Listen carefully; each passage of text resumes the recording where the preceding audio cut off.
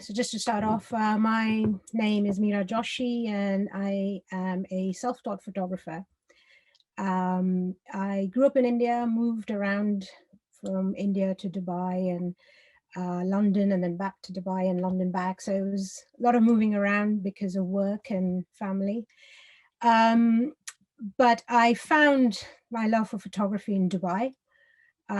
It was mainly, I am an artist, I paint as well. So I picked up the camera to learn a bit more about lighting and shadow and how best to capture that in a painting, but found that I actually enjoyed capturing photographs, as was evident. And it kind of sort of rolled on from there, where I ended up, clicking family, and then helped out a friend who worked in marketing with Bloomingdale's. And so it sort of went from there to becoming an event photographer.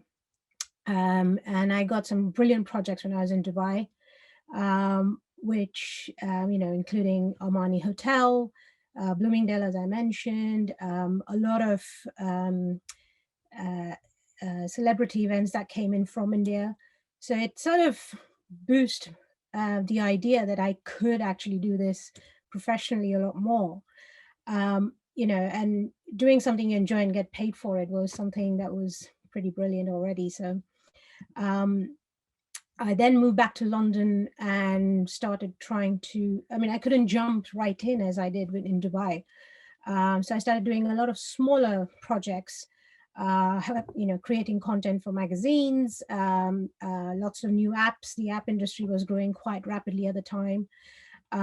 So started doing that. But then it sort of put me off slightly because it kind of took me back to creating things that the client wanted to see, which they perceived their audience were looking for. And it kind of stopped why I initially got into photography, is creating something that's, I feel, worked, uh, you know, rather than following a script.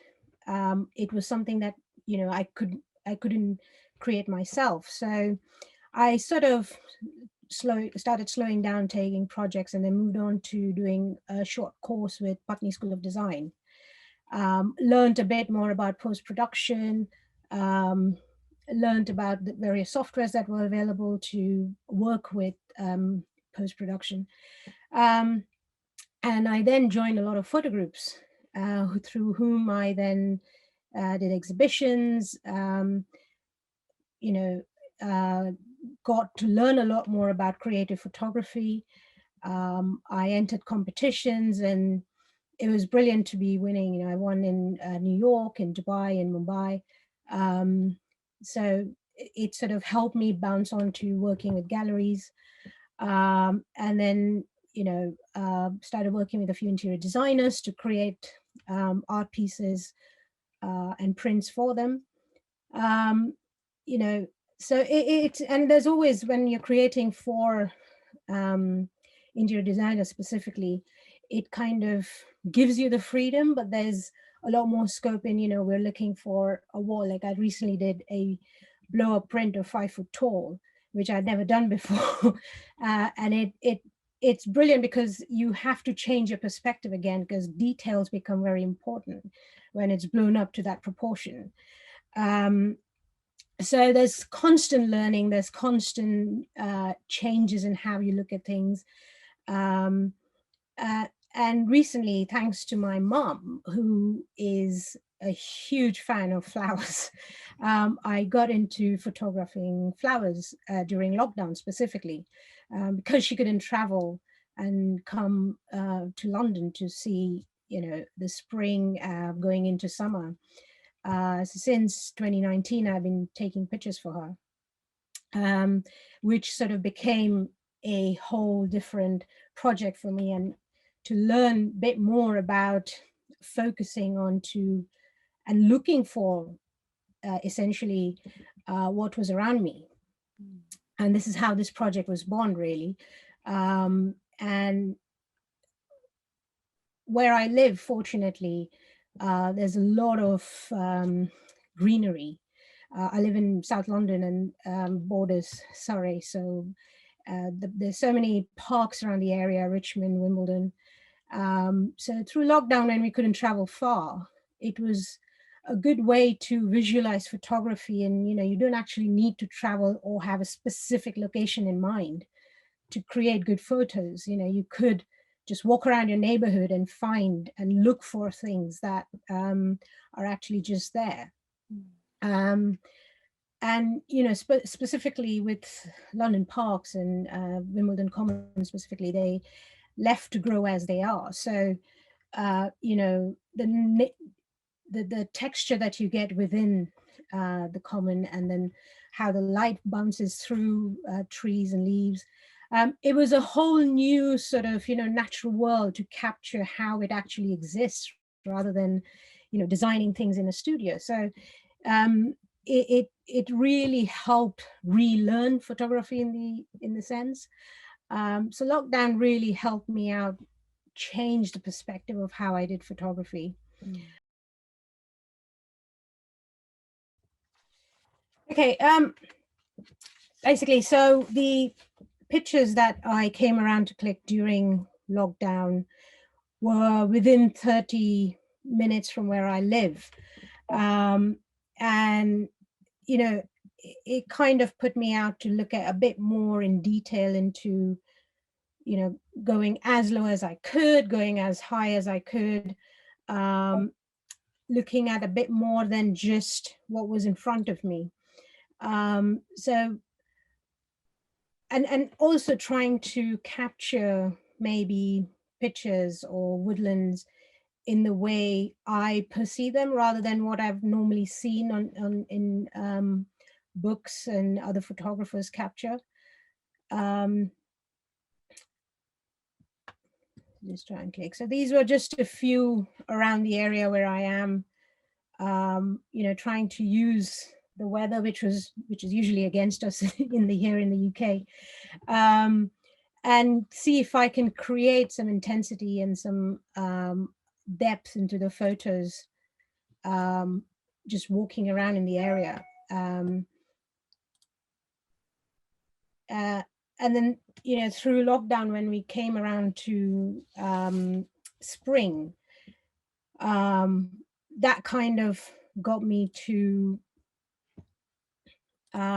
capturing the images that I have for the exhibition images that I sent across.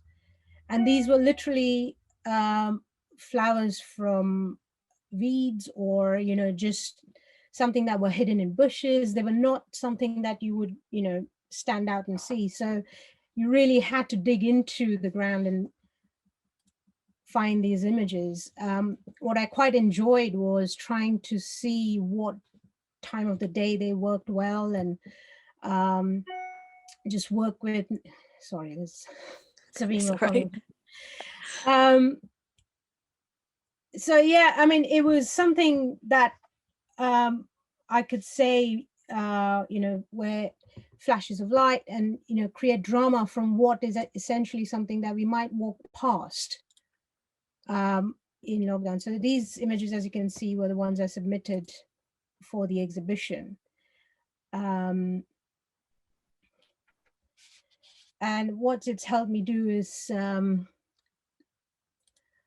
understand the in-depth. So like, I've always learned as I go with, being self-taught and everything. So just relearning, reusing the lenses I might have ignored for a while, and trying to capture things that I otherwise don't see when I go for a run in the morning. So that's where I am at the moment. I think these images are just phenomenal. You almost take us into an entirely different world, even though it's right in front of us. Yeah, I mean, that was the aim behind the whole concept of this, was, things like, specifically a dried up tulip, you wouldn't look at it twice walking past. And it gave me an idea to try and bring some ideas with dried flowers. And I'd just like to show you what else I worked on during lockdown was these are dried up tulips that are essentially what we throw away, after they're whittled in the vase that we have in our homes.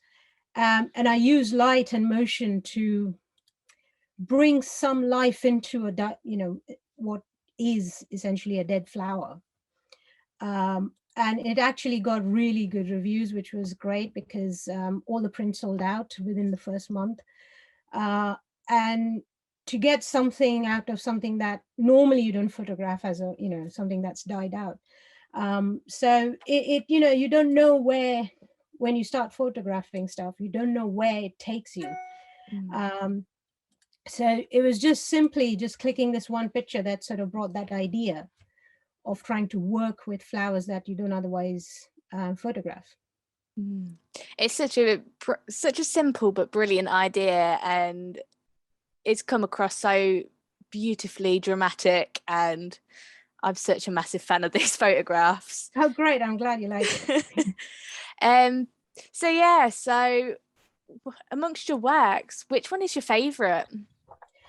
Amongst these, you mean? Yeah. I think I really, because I probably have been talking about it nonstop, but this one I really took onto it. I've got a few variations of the same one, but it was actually in a, huge block of freshly grown, bright tulips. And this was literally hiding down in the background. Kind of, the underdog, and we all love that underdog who, catches the eye while everyone else is shining. So, and specifically on the day that I was in the area, the sunlight was quite harsh. So I had to really tweak my settings on the camera to be able to capture this in detail. Because harsh light is actually quite difficult compared to a cloudy day.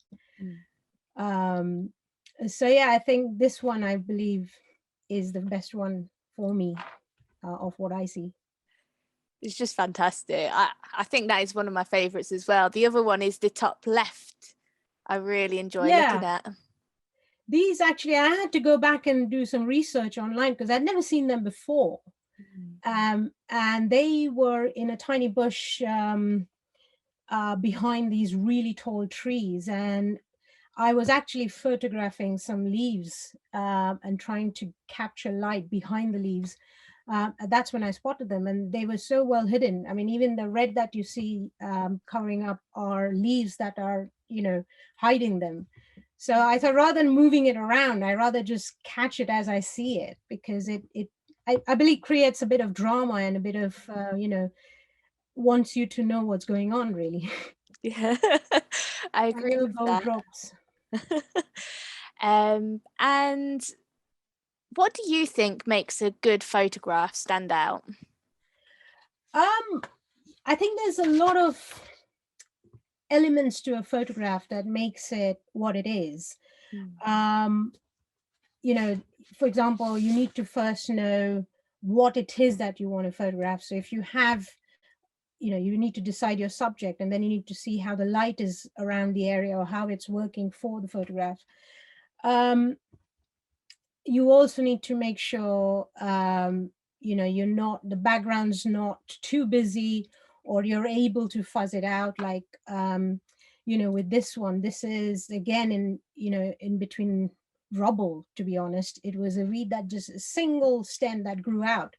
But there are lots of bricks around it, which obviously I didn't want in the image. So to be able to blur it out. So I think if you're able to capture what you want to see, and sometimes crop the image to the idea where it's just to the subject in question, it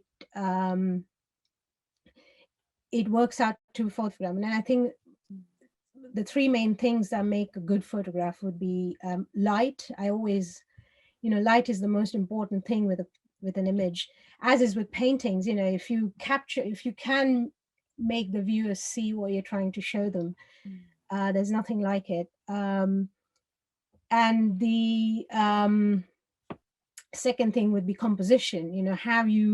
Where you place your subject, something that's different to everything else. And holds interest, for the viewer to carry on inquiring about the image. I think that's actually a fantastic answer. um, I think that's like phenomenal advice that you've just given there. And is there a particular equipment you like to use, editing software?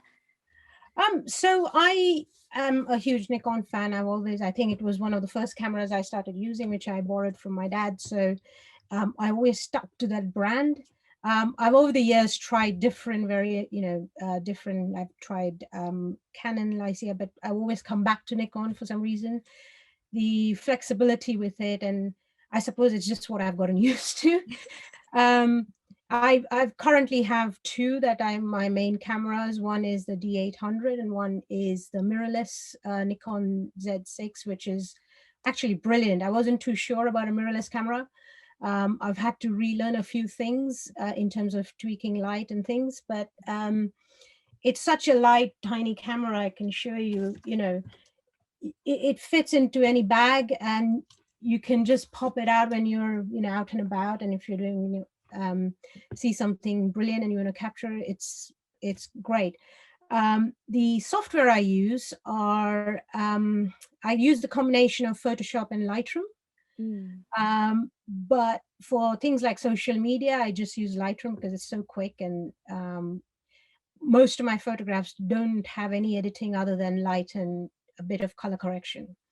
So yeah, Lightroom makes it a very easy way to edit them.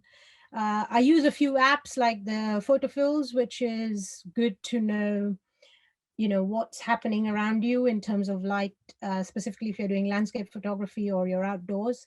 It even tells you the direction of the light where you are stood. It tells you how long you're going to have the sunlight for. Wow. So things like that I find quite helpful. So yeah, those are the only things I use to create what I do. And what would you say is your style of artwork? It's such a tricky question for me specifically, because like I said, I've moved from event photography, then I've gone on to doing content creation. I've done portrait photography for a while. I did a lot of business shots. It was really to practice what I do and earn money out of it. And then I've moved on to what I would say, a combination of landscape and street photography, because, I live in a city. So capturing the city the best way I like is something that I quite enjoy. And to create a lot more sort of artistic photography. I believe, rather than having a style, I think it's the signature you create with. So a lot of the times, if you browse through a lot of your images and you'll be like, oh, I know, I've seen this before. And it's what, things like social media on Instagram and things, you can kind of define a photograph, say, oh, I've seen this before because I saw this photographer do it. So I think over time, you sort of put your signature on each kind of photo. So whether it's a building or a flower or a person, somehow you can tell it was done by you because of the style you do, the lighting you normally enjoy putting into your photographs. So yeah, I mean, there's no definite style, but you could look at my images and say, yeah, that was done by Mira, because there's, I hope at least, there's a storytelling aspect to it all that, I try and create across all my images. And what advice would you give a budding photographer? I think first of all, you really need to love it, because there's a lot of images and there's a lot of times you will find that you're not earning enough, or you're not getting the projects you're actually wanting to work with. But you do need to enjoy it and love it to be able to continue in the trade. I'd also say, don't obsess over equipment, because I think a lot of the times people feel that, oh, if I have this camera, I can do better. And if I have this, I think at the end of the day, it's the image that matters and how you click. A lot of the photographs on exhibitions now are clicked through iPhone cameras.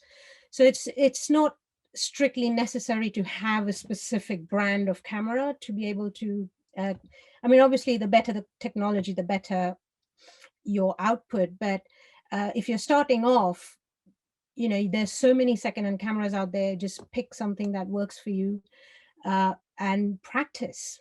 There's a lot of, all the big brands like Nikon, Hasselblad, they all have webinars, they have free workshops.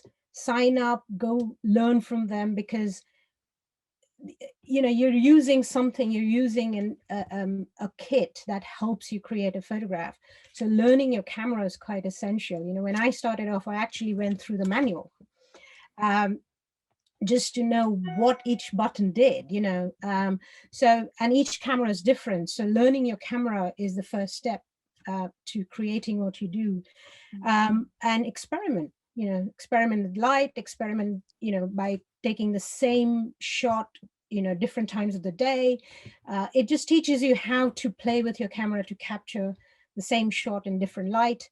You know, and join groups. You know, I found when I came to London, when you sign up to all these various groups, you know, you work with other photographers, you go on photo walks, you learn so much from each other without, you know, having to pay a fee. So it's just practice, practice, practice. And do you have anything coming up that you want to advertise? I am working on a project currently, which is due to be, I'll quickly, I'm not sure you can still see the screen. I'm working on a project.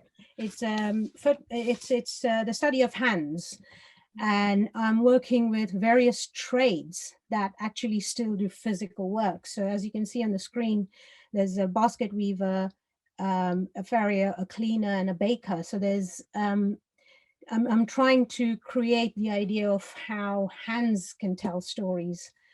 So this exhibition is coming up in December, which will be in the City of London. So I'll have details of it on my website once it's all finalized, but that's the next big project I'm working on.